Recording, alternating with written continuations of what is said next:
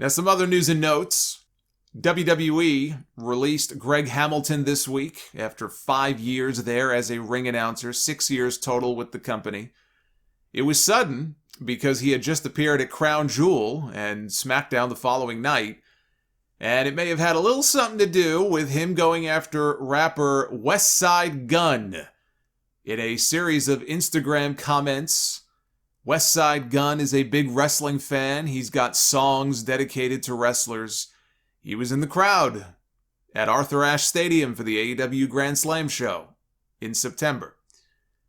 Mr. Hamilton tried to pick a fight with Mr. Gunn by threatening to send WWE lawyers after him for using a sample of his voice on one of his tracks. And this is what Greg had to say. He said, "Well, Westside Gunn, let's hope that since you stole my voice for your incoherent kindergarten fables, that you saved up enough delivering for DoorDash, because you are," and then it's censored. I assume that says fucked.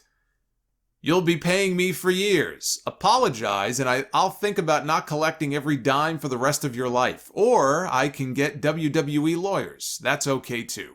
Settle with my lawyer, and don't ever use my voice again. So wrong." And then there was another comment where he said, TikTok, apparently he's carrying cross now. "TikTok, the longer this goes, the longer I have in court. You ready to settle, or do you want to dance with WWE lawyers? It's a slam dunk. Price goes up by the day. It was $20K, but at noon Eastern, it's $30K, and we go to court."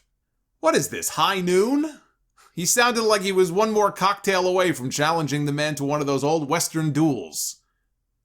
The minute he mentioned WWE lawyers like he controlled them, "I'm going to sick WWE lawyers on you," he sealed his fate. That was it. But if you take his word for it, it was a mutual parting of the ways. Ah, yes, of course it was. A mutual respect departure is what he called it. Yes, they released him and he mutually accepted it. Bray Wyatt is officially a free agent. His 90-day non-compete with WWE expired on Friday. Impact Wrestling reportedly made a play for him and they couldn't work out a deal. Fightful reports that he has been spotted in Los Angeles and that he has been fielding inquiries about potential Hollywood projects. Tony Khan, we know, has publicly said he would love to have a conversation with him, but, hearing the Hollywood thing, it makes a lot of sense. I made that very point on the podcast a long time ago. I thought it was a missed opportunity by WWE not casting him in his own horror film for WWE Studios. In fact, you could have done a whole film just based around the Wyatt family with him and Luke Harper and Eric Rowan, let alone The Fiend. That was a huge missed opportunity, I thought. They did that with Kane, right? They had Kane in those See No Evil movies. And I think Bray would be a better actor in a movie like that than Kane was. A lot of what he did on WWE television seemed more suited for the silver screen. This doesn't surprise me at all. But he's also teasing to tell all about his experience in WWE after Ringside News reported that a well-placed source in WWE told them if you were running a business and Wyndham Rotunda was on your payroll, you would release him too. Between his backstage antics and the way he handled himself when making millions while medically flagged, he really deserved to be released. That is what their supposed WWE source had to say, to which Bray responded on Twitter, "Now that we have Johnny and Bruce's opinion, I would like to share mine soon." That is one shoot interview I am looking forward to hearing.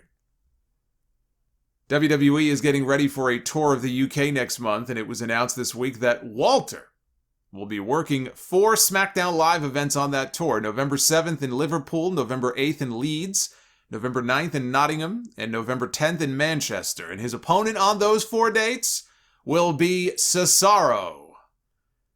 And we're not seeing any of them on TV, and that makes me very sad. But if you are attending any of those shows, you are in for a treat. No trick, all treat. A week after I talked about Jim Ross being diagnosed with skin cancer, I hate that I have to use that dreaded C word yet again. Hacksaw Jim Duggan announced this week that he was diagnosed with prostate cancer.